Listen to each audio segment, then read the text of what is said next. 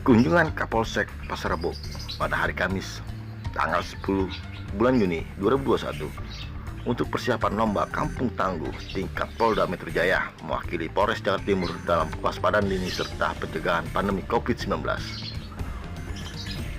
Pastinya dalam protokol kesehatan pemerintah dan dihadiri oleh Kapolsek Pasar Rebo, Lurah Cijantung,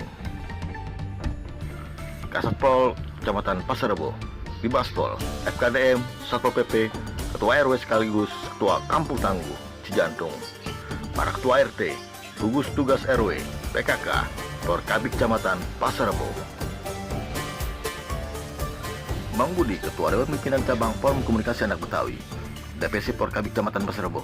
Persiapan lomba Kampung Tangguh tingkat Polda Metro Jaya mewakili Polres Jakarta Timur sebelumnya mendapat penghargaan tingkat Polres dari Polres Jakarta Timur dan mewakili untuk tingkat Polda dan sinergi Porkabi DPC atau DPRT Porkabi Cijantung dan juga Subran Porkabi Blok Tengah tuturnya.